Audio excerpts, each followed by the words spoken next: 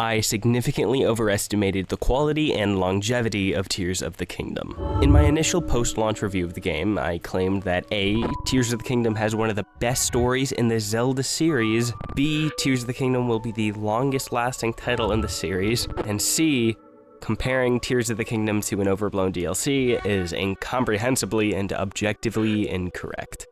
I was overzealous. It's still a pretty impressive game, but the longer I've had to think, the more I begin to believe that it is the least unique and most underwhelming title among the mainline releases. Simply put, Tears of the Kingdom is not nearly as bad as butthurt, impassioned Redditors make it out to be, but it is also certainly not as groundbreaking as Nintendo shills who lack a critical outlook claim it to be.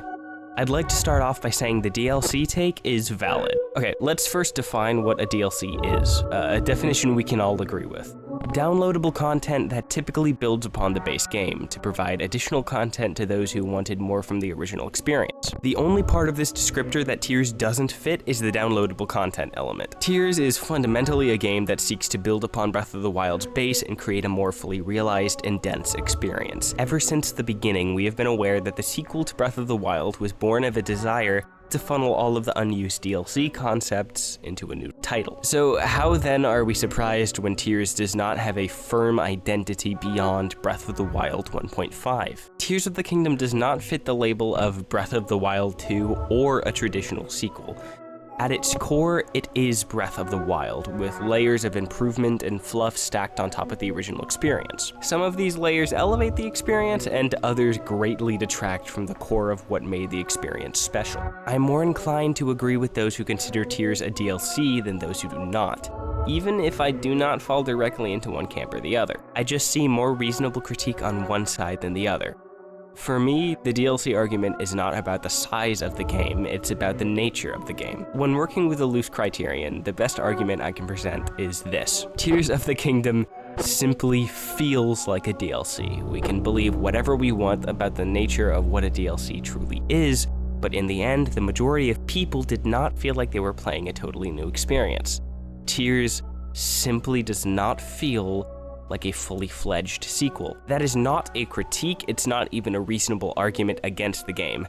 This is what the developers intended. The game was not created to be as revolutionary or genre-defining as its predecessor. It exists to house the thousands of unused ideas that could not be realized during Breath of the Wild's development. With that being said, let's move on to why that development philosophy is not an optimal road to creating a memorable experience. I will always appreciate Breath of the Wild on a more fundamental level. It sought to create and grow into something new.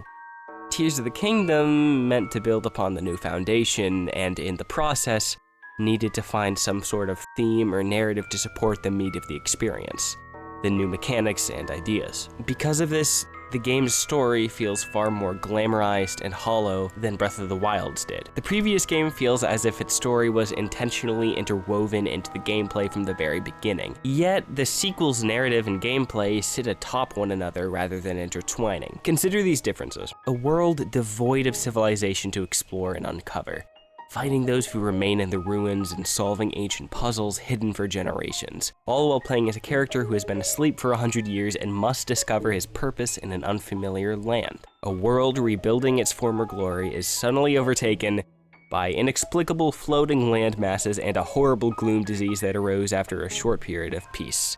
You play as an individual who stumbles upon ancient magic that allows him to create contraptions in order to fend off the remnants of evil in the world, and ultimately suppress the evil that is once again creeping into the world. Both are valid and interesting premises, but can you not see the difference in coherency? Breath of the Wild's gameplay and narrative are both focused on reflecting each other and tying into a tight thesis, whereas Tears of the Kingdom is more focused on telling an in-between story and experimenting with cool new mechanics. Nothing in Tears of the Kingdom matters. It ends the same as Breath of the Wild with no lasting consequences, and makes the whole narrative feel more like an excuse to try cool new things for a little while, and then eventually go back to business, without an attempt to make characters truly grow.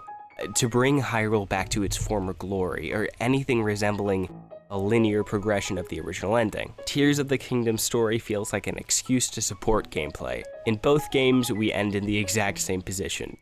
Hyrule is messed up, and we must rebuild. I suppose there is an argument for intertwining of narrative and gameplay for Tears. The whole game is about rebuilding and the community that comes with it, and the surface being more populated in addition to your main mode of gameplay being construction does tie in tightly and nicely.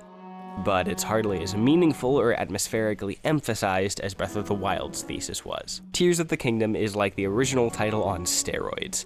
Sure, it's pretty remarkably improved in many ways, but ultimately it detracts from the hard work that went into making the original so worthy of praise. Some had major issues with the reuse of shrines and other elements like that, and while I understand having fatigue, I don't actually understand why some think this is a flaw. I actually find the new shrines far more mechanically engaging and fun. Of course, the core of Tears is meant to replicate and resemble Breath of the Wild.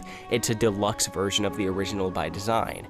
And while I understand and empathize and have experienced the disappointment, it's not a valid critique if the title never sought to reinvent the wheel, so to speak. Not only does Tears feel like an extravagant addition onto the original rather than a unique experience, it also attempts to obscure this by returning to previous tropes, characters, and design philosophies that the developers knew the fans wanted back. Ganondorf returns, and unique dungeons as well. Both of them are downgrades from Breath of the Wild.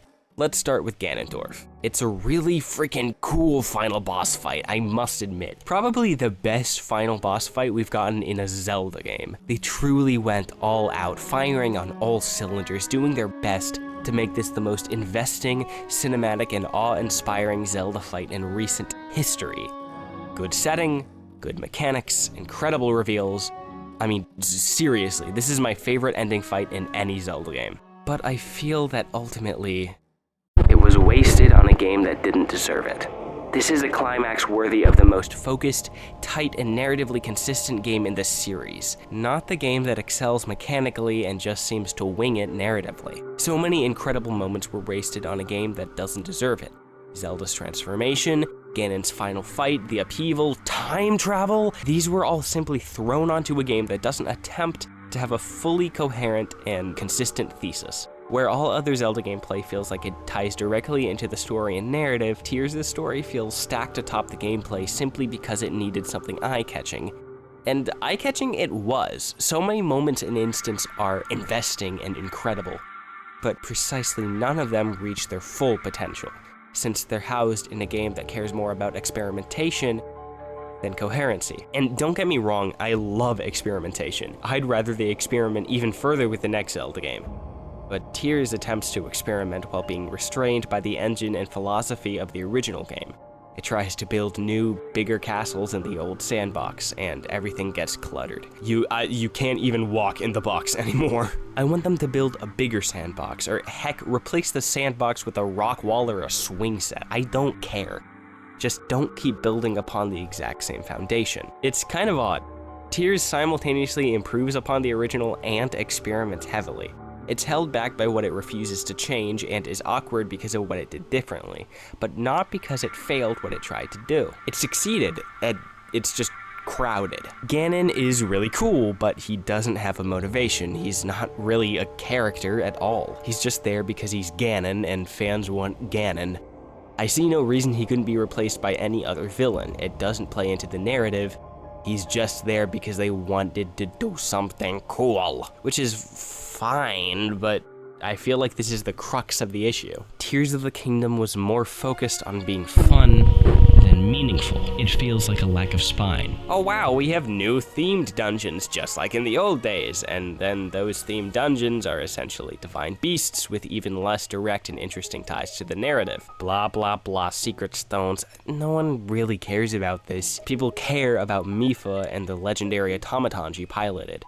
not some ancient Zora sage who gives Sidon a gemstone. I think mechanically, people undersell the divine beasts as well, even if they weren't thematically distinct from each other. How cool is it to literally be able to move the robot's body in order to solve puzzles? What an excellent way to connect gameplay into the world's lore. Tears does not do this. It creates Diet Legacy dungeons and tries its best to merge the divine beast puzzles with the Legacy design philosophy, and yeah, sure, it's fine, but it just simply doesn't feel as intentional or full.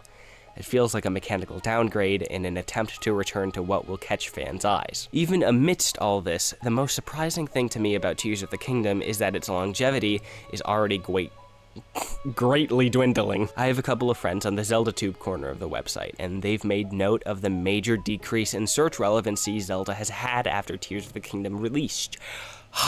Tears of the Kingdom. This game has the potential to become the longest-lasting Zelda game ever, the Mario Kart 8 of the franchise.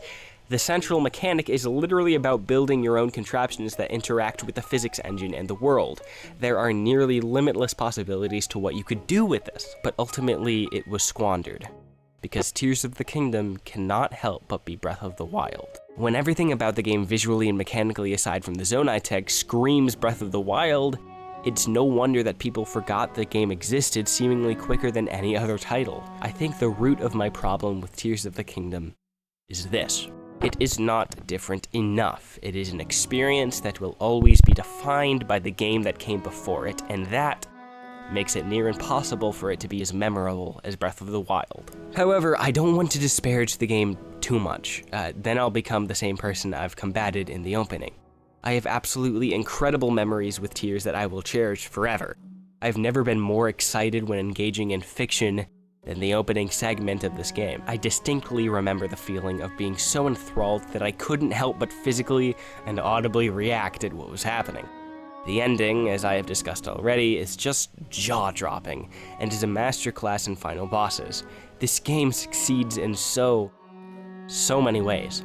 But ultimately, it simply isn't as impactful as its predecessor. The incredible elements I adore from this experience are diamonds in the rough, and it's tragic that they couldn't have been saved for a new, more coherent and individual project that has its own identity. About a year ago, I made a video discussing my expectations for the game, and I ended with this. And even if Tears of the Kingdom somehow doesn't manage to live up to those standards, which is very possible, I'll still always have my experiences with Breath of the Wild. And yeah, I'll still always have my experiences with Tears of the Kingdom. It was a beautiful thing that brought so many people together during its launch. I sunk over 400 hours into this beast of a game. But will people remember it like they remember Breath of the Wild? Will they remember it like they remember Twilight Princess? Wind Waker? The most beautiful thing about The Legend of Zelda is that it has always been taking risks, swapping art styles, lore eras, and conventions. And Tears of the Kingdom feels like the first time they truly failed at experimenting, because they were too focused on holding on. I don't know where Zelda is going next. My heart tells me that I want a reimagining of the classic titles, a remake of Ocarina of Time or Majora's Mask, my favorite games ever made. But artistically, we need more than that. We need the Zelda willing to write meaningful stories, the Zelda that wasn't afraid to shift art styles even when the previous game was a runaway success. If there is any takeaway from this video, it's that Tears of the Kingdom is a complicated situation. It is deeply flawed and greatly successful. Don't get me wrong, the good is very good, but ultimately, I think the franchise would be better off creatively if the ideas and mechanics were channeled into a fully new project that would not be held back by the previous game's world. Tears of the Kingdom is, at best, an incredible display of creativity and game design mastery, and at worst, a bastardization of the world it is built upon.